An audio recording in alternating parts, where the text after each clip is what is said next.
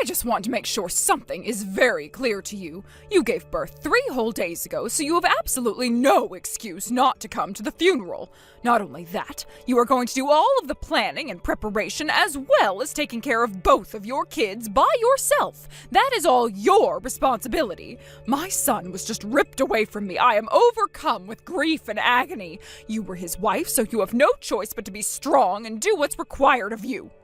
Angie, I understand that you're in pain, but I hope you understand that you're not the only person who is overcome with grief and agony right now. Excuse me? How dare you think that your pain is comparable to my pain? I gave birth to Ryan and now he's gone. I'll never be able to hold him in my arms again. You've only known him for a few years. 10, actually. That's a few compared to how long I've known him. He's been my son far longer than he's been your wife. I told you, Angie, I'm aware that you're in pain. Being a mother myself, I think I can understand how you're feeling right now. But I never even had a chance to recover from giving birth. I am at my limit. And worst of all, my poor daughter Katie was so excited for the birth of her little brother. And now just a few days after she finally gets to meet him, she's lost her father. Her entire world has been turned upside down. I'm her mother, and she needs me by her side during this time, and that's exactly what I plan to do. I have never heard an excuse as pathetic as that one in all my days. You mean to tell me that you can't even give a proper funeral to your husband? I can't imagine how difficult it must have been for Ryan to live with such a terrible wife. It must have been a struggle to make it through every day. All for him to wind up getting killed in a tragic, freak, random accident. And not only that, he left 2 poor, innocent children in the hands of such an unfitting mother. I would say he's turning over in his grave, but you're too lazy and uncaring to give him a proper funeral. You don't need to remind me how tragic and shocking Ryan's accident was. I've been asking myself, why Ryan, over and over again ever since I got the news. To be honest, I am still having a hard time believing that it's true. But I don't have time to think about myself and my own sadness. I have 2 kids to worry about. I need to be as strong as I possibly can for their sakes. Exactly. And that's why you need to do whatever is necessary to ensure Ryan has a proper funeral. Anything else will be a dereliction of duty, both to Ryan and your children. I know, Angie, and I'll do whatever I can. But that's just the problem. I can't do much right now. I still haven't fully recovered from labor. I can't do everything by myself. Oh, don't give me that. It doesn't matter what you think you can or can't do. All that matters is that you do it. How many times do I have to tell you this before you'll understand? You've always been thick-headed. I am well aware of the fact that you've always hated me, but right now you need to understand that I am going to need help with the funeral. I've talked to my sister, and she said that she's willing to do the brunt of the heavy lifting for me. You what? This is the funeral for your husband and my son, and you think you can just leave everything to your sister? Or have you no sense of shame? Your children are watching you, Molly. I thought you said you wanted to put on a strong face for them. You're not going to get away with using giving birth as an excuse for not handling the funeral by yourself. You've already given birth. That job is done, and now you need to do your new job. It's not like you've got some disease. Is this your idea of strength? Is this the idea you want your children to have of you? A pathetic weakling who doesn't even care enough about her husband to take care of his funeral? If you're not going to do this right, then I'll just have to take those kids away from you. I'll raise them myself and give them a proper upbringing. Are you out of your mind, Angie? There's no way that I would ever agree to something like that. Do you know what Katie said to me the day we found out Ryan died? She said not to worry because she's going to help me take care of her little brother. Can you believe that? She is a 7-year-old girl who just lost her father, but she's still thinking about her family. I was so proud of her when she said that. She is a kind, strong little girl, and I am going to do my best to protect both her and my newborn son. So please, don't do or say anything that would come between the 3 of us. Unbelievable! You're talking about me like I'm some kind of malicious interloper. All I'm doing is expressing my concern for you 3, and this is the thanks I get? I know exactly what you're doing, Angie. You're trying to use our tragic situation as an opportunity to take my children away from me. And I'm telling you that it's not going to work, so don't bother. Oh, sure, you can talk tough now, but what's going to happen to you without a breadwinner in the family?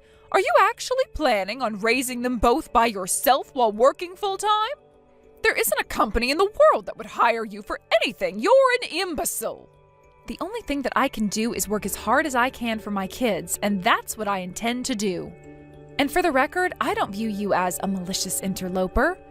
Quite the contrary, I would greatly appreciate anything that you could do to help us out. Oh, well, isn't that convenient? You're not going to give me my grandchildren, but you expect me to help you? How incredibly selfish. Tell you what, if you want me to help you out, I'll make you a deal. Give me one of the children and I'll do what I can. My children are not objects. I'm not going to barter with them. I've had all that I can take of this conversation. I'm going to lay down and rest now.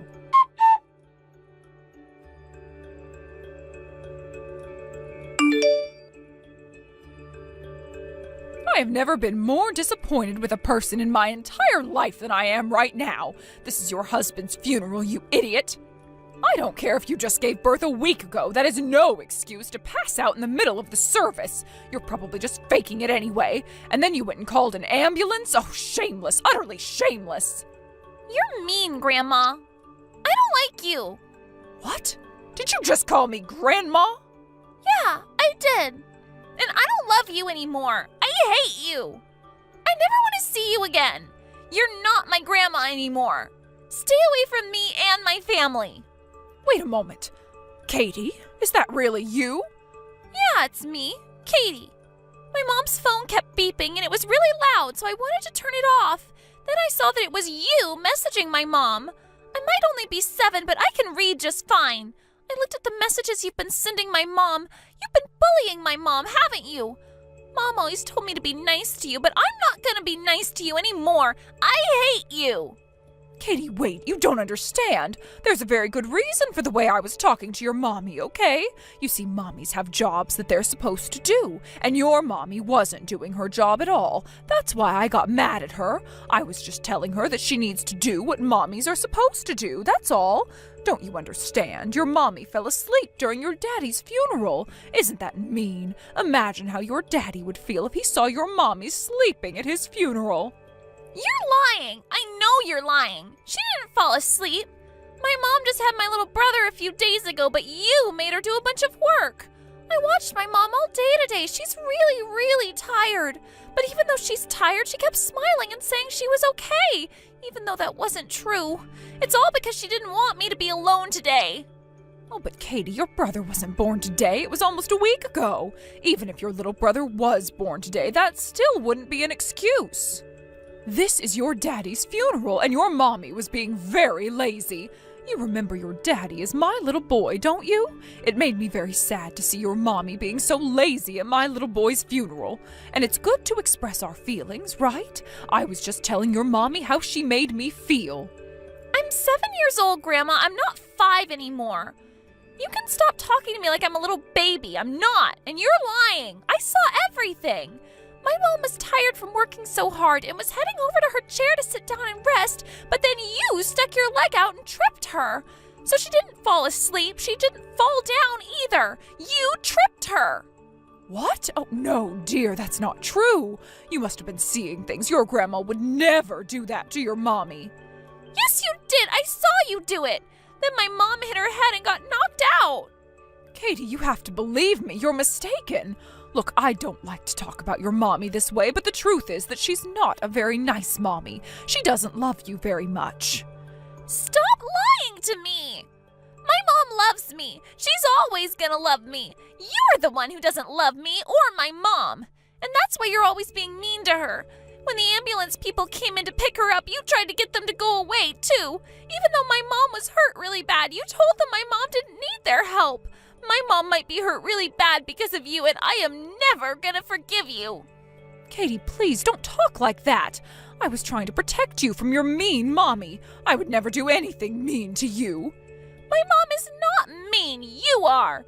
I don't trust you anymore. I love my mom, and I hate you because you're mean to her. Katie, let's talk about this, okay? I'm sure you'll come to understand why your grandma did what she did if you just talk to me. I don't want to talk to you ever again. Leave me alone.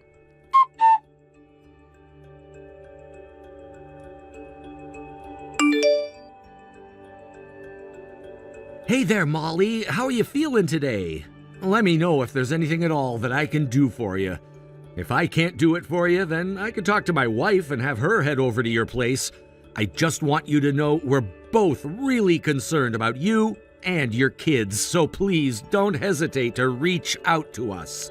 Hey, Roger. I really appreciate you and your wife's kindness. I'm not 100% yet, but I'm getting there, little by little. It's crazy, though. I still don't remember much of anything about when I fell. Everything seemed like such a blur. Actually, I was wondering if I could ask you about what in the world happened today. I hate to drag you into my family's business like this, but I don't know who else to talk to. No, you don't need to worry about a thing. Go ahead and drag me into whatever you need to. Ryan was my best friend ever since we were in college, and I owe it to him to do whatever I can to support you. He talked about you a lot, you know. He always said what a wonderful woman you are, how much you care about the kids. He said you were the glue that held the family together.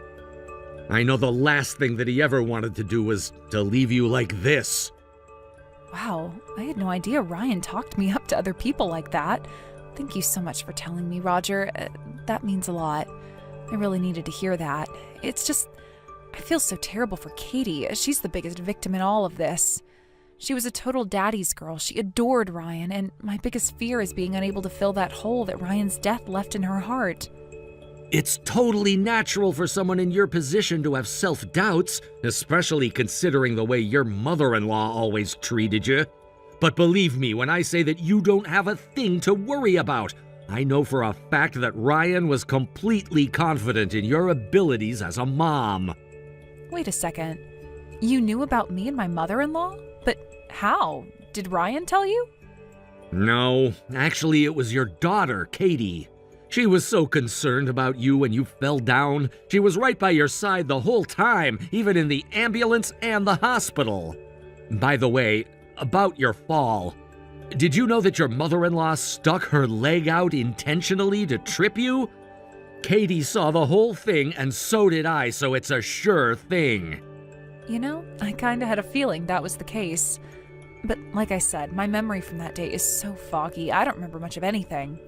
And that's not all. After you fell down, she started shouting, "Don't you dare fall asleep now, you slacker!" Then she got on top of you and started slapping you in the face, trying to wake you up. But you don't remember that either? Oh my god, I had no idea. Is that how I got this bruise? I thought it was from the fall. No, that was your mother-in-law. After the dust had settled a bit, Katie came and talked to me. She wanted to know what she could do to save you from your mother-in-law. Wow, I guess an awful lot was going on while I was out. It was you that called 911 for me, right? I'll bet that Katie figured she could trust you when she saw that. I'm really sorry that you had to deal with all of that. No, really, I was glad to do it. You don't need to apologize. Come to think of it, Katie has been telling me that I need to call the police. Do you think that's what she was talking about? Yeah, I'll bet anything that's what it is. Actually, she was asking the paramedics who showed up if they could arrest someone. Then she asked one of the security guards at the hospital if they could go and arrest her grandmother. It must have been a huge shock for her to see her own mom getting slapped around like that. Really? She was pretty determined to see Angie in handcuffs. She said that when somebody does something bad, they have to get arrested. And if her grandma didn't get arrested, that wouldn't be fair. She also seemed afraid that she would do something like that to you again, or worse. I'll never forget the look on her face when she said to me, "I don't want my mom to die too."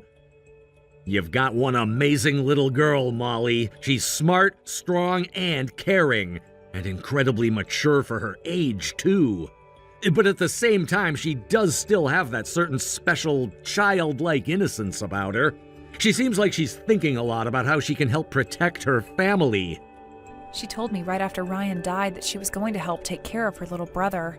I guess she wants to do whatever she can to protect me, too. Well, thank you for telling me all of that, Roger. You were always a good friend to Ryan, and it's incredibly kind of you to keep thinking about us even after he's gone. I owe a lot to Ryan, so it doesn't matter to me how many years go by. You can always rely on me if you need help. And by the way, there's one other thing I need to tell you. This is something that he had been talking to me about for a while before he died, and since you're his wife, I think you deserve to know everything. Now, I should warn you, this may come as quite a shock. If you're not feeling well right now, I think we should wait until another time to talk about it.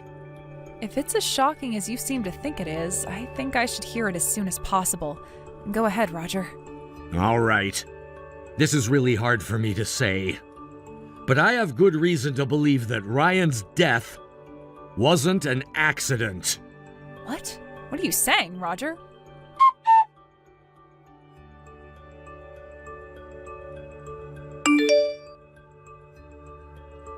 Well, Molly, are you ready to give up and let me have my grandchildren? You know you can't look after both of them by yourself. Stop delaying the inevitable and do as I say. I was very clear with you about that, Angie. The answer is no. Oh, please, you had to call an ambulance and go to the hospital over a little fall. And you expect me to believe you can handle being a mother? Let's see. Katie seems like she's been thoroughly brainwashed by you. There's not much I could do with her. I'll take your baby son then. There's still hope for him. If you think I would ever give either of my children to you, you're insane. You're a criminal. What? A criminal? Me? Yes, you rotten old hag. I know that you tripped me on purpose. Then you jumped on top of me and started slapping me after I passed out. Katie saw everything, so she knows just what a monster you are. I will be pressing charges, so I hope you're ready to go to jail. I can't believe what I'm seeing. You're actually going to press charges against me? I'm your mother-in-law. We're family, you impudent brat. Not anymore, we're not. I don't want you to ever talk to me or my kids ever again. You must have hit your head pretty hard when you fell because you're delusional. If you cut me off, who are you going to have to rely on? No one, that's who. Shut up, you senile old snake. I still have my mom. I don't need you. But even if I didn't have anyone else in this world, I still have my 2 children, and they are more than enough for me. As long as they're here, I can take on any challenge life throws at me. Ah yes, the old strong, independent woman trope. Newsflash, Molly, the only reason you've had food on your table for the last several years is my Ryan's hard work. What have you done since marrying him, All you've ever been is a housewife. You can't make it on your own. I will do anything and everything that my children need me to do for them. If I need help, I can ask my parents. But I would rather die than allow either of my children to fall into your filthy, blood-stained hands. You have no right to keep them from me. As long as those 2 have my son's blood running through their veins, that makes them my grandchildren. I have just as much of a right to raise them as you. Where'd you get your legal advice from? Social media? My God, you're such a moron. You can't insult my intelligence. I've been alive for far longer than you. Trust me, I can tell from how much of your skin is sagging lately.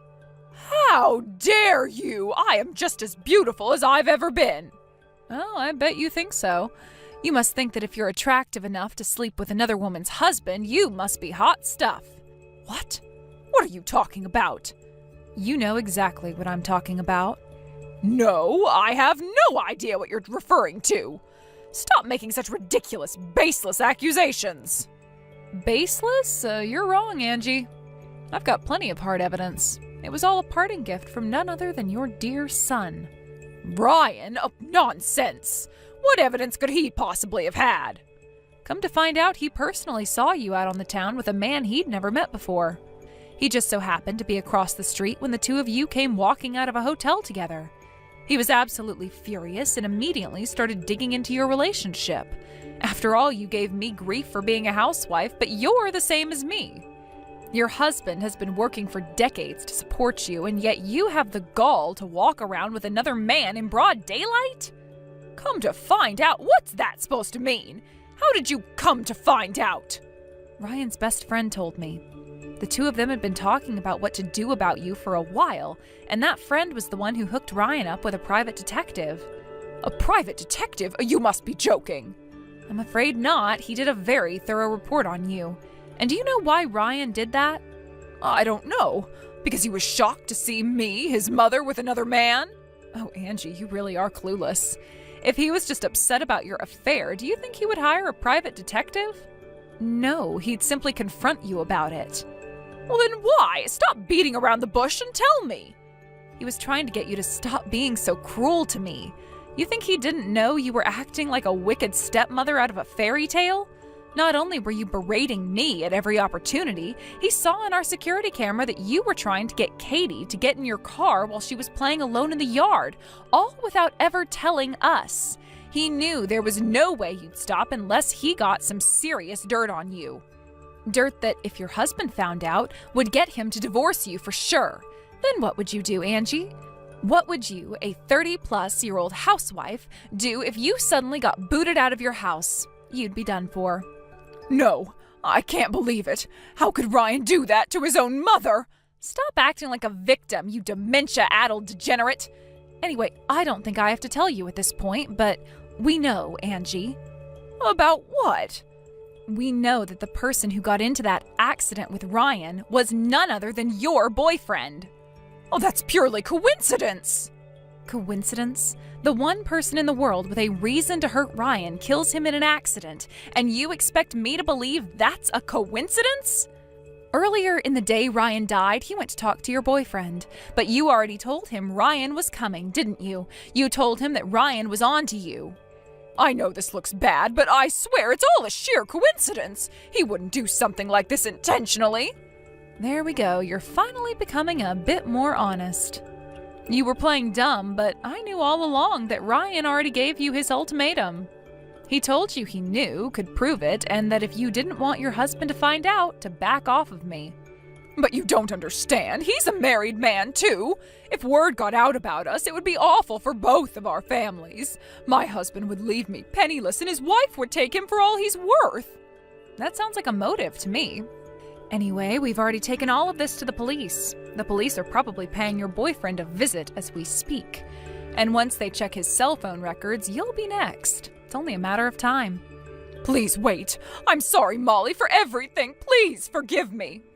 Me? I'm not the one you should be asking for forgiveness. Ryan is. It's too bad you'll never get the chance to ask him for forgiveness yourself, because he's up in heaven right now and you're headed straight for the deepest pits of hell.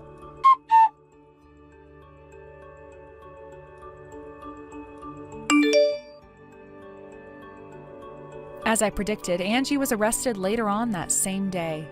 I heard from the arresting officer that they had to drag her kicking and screaming out of her house. And my poor father-in-law, who was at that point oblivious to everything, could only stand there in shock, mouth agape. Evidence came out that Angie had told her boyfriend to do what he knew he needed to do in order to keep their secret. They were both convicted and sentenced to spend the rest of their very short lives behind bars. As for me, I'm doing my best to focus on my family. I owe a lot to Katie. She was so strong and brave at the funeral. Roger's help was indispensable, too. Ryan was blessed with a good friend.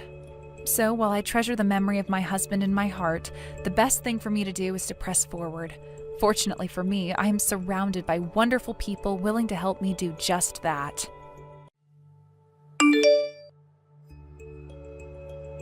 Hello, Naomi. This is Kevin's father. I hope you'll pardon me about texting you like this. Kevin said he'd discussed with you about giving me your contact information.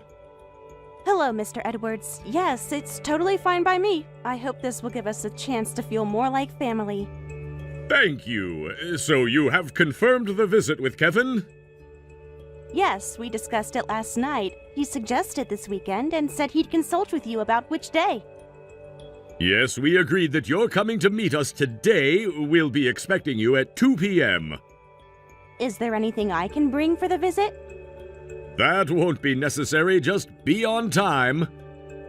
Yes, thank you for having me over. I'm looking forward to meeting you and your wife.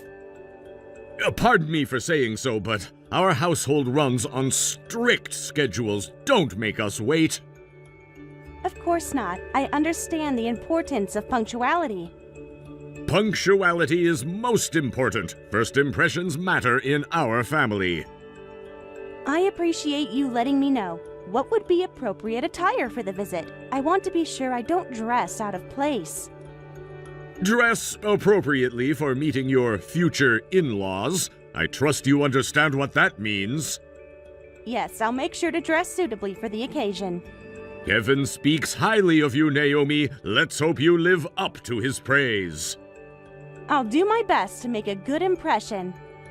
Don't forget, 2 p.m. sharp. Of course, I'll be there on time, Mr. Edwards. And make sure you're properly prepared for the kind of household you're entering. I understand. I've noted down the address you sent earlier. Good. Don't be late. I'll make sure to arrive a few minutes early. See that you do. Kevin's mother is particularly strict about timing. Thank you for letting me know. I'm looking forward to meeting everyone. We'll see how it goes.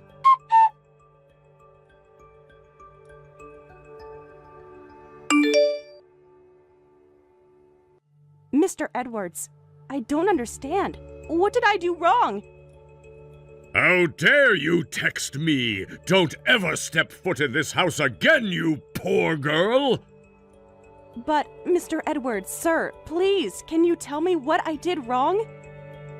You have the audacity to ask that? But I thought I prepared myself as per your advice, Father. Do not address me as father. That to you is something I shall never be. I arrived exactly on time as requested. I prepared carefully for this meeting. You think punctuality makes up for everything else? Why do you hate me so much? When I messaged you before coming to meet you, you seemed so welcoming. Your act might fool my son, but not me. What do you mean? I'm not acting. What made you think you could come here dressed like that? Is that how you show respect to your future in-laws? I chose this outfit carefully for today's meeting. A thrift store bargain sale outfit? The brand and price shouldn't matter if the outfit is appropriate. Here I believed my son would bring home someone worthy of him, but look what we got instead. Coming to meet your fiancé's family wearing such cheap attire. I'd like to ask the designer what they were thinking. It's quite apparent to me that you're a poor girl who's just after our money, aren't you? That's not true. Kevin and I connected over shared interests. Shared interests like his bank account? I don't understand. These clothes are perfectly appropriate for a family meeting. Appropriate? You clearly don't understand our standards. Someone of our status expects better. You sent a clear message today. You are a gold digger. That is completely untrue. How could you just assume so? I've seen enough of your type in my time. I swear to you, I am not out for your family money. I want to share my life with your son. Enough! That will not happen. This conversation is over. Whatever your perceptions, Mr. Edwards, it doesn't justify trying to hit me with an ashtray. You still don't know your place, do you? Yes, I do. Violence is never justified. I tried to hit you because I saw straight through your act. You're poor and after my son's money. I can only imagine what kind of parents raised someone like you. My father raised me to respect others and never judge by appearances. A lecture about respect from someone like you? Yes, because respect should be mutual, regardless of wealth. Spare me your lectures about respect. What would an impoverished girl know about it? Regardless, was hitting me with an ashtray really necessary? I only avoided injury because my bag cushioned the blow when I stood up in shock. If it had hit my arm directly, it could have broken a bone. If you understood your place, it wouldn't have come to this. Is this how you treat everyone you consider beneath you? You are beneath me, young miss, because you see my son's wealth as a ladder for you to climb up from your lowly station. That bag of yours probably cost less than my pocket handkerchief. The cost of my bag has nothing to do with this. You tried to physically harm me. Then consider it a stern warning. Stay away from my son. I'll find him a proper young lady. Kevin and I care about each other. Our relationship isn't about money. Care? How absurd. What could you possibly offer him? I offer him genuine love and support. That's what all gold diggers say. Did you really think we wouldn't see through you?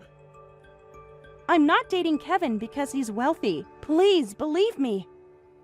Save your rehearsed lines. I know a bad actor when I see one. They're not rehearsed. They're my true feelings.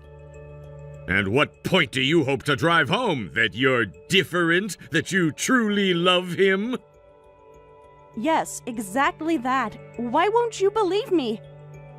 Don't you know that poor people's words are worthless? Money and status are everything in this world. I have no obligation to listen to someone who has neither. Just stay away from Kevin, understand? You're wrong about what matters in life. What would someone like you know about life? About success? But, Mr. Edwards, I swear I'm not what you think I am. No buts! I've seen dozens like you trying to climb the social ladder through my son. You're just another gold digger, but with worse fashion sense. You're making assumptions without knowing anything about me. Your presence at our home today told me everything I need to know. You haven't even given me a chance to explain. Won't you please speak to Kevin?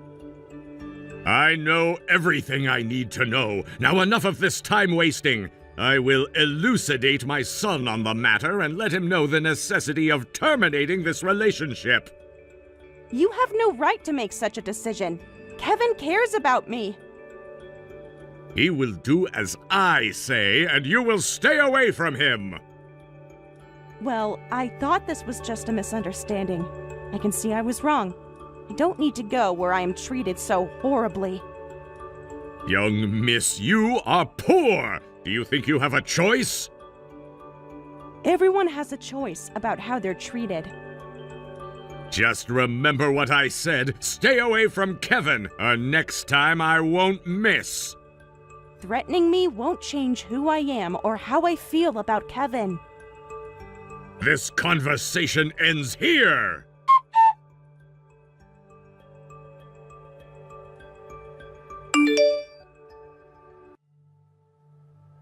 Naomi, what time are you coming home today? Oh, sorry, you're meeting your boyfriend's family right now. Hope I'm not interrupting. It's okay. The meeting ended early. Oh, you've read this. Is the meeting over already? I did go to his house, but his father kicked me out. He even tried to hit me with an ashtray. What? Are you okay? Are you hurt? My bag cushioned the blow, so I'm fine, but he was really trying to hit me. It could have broken a bone if it had connected. Send me your location right now.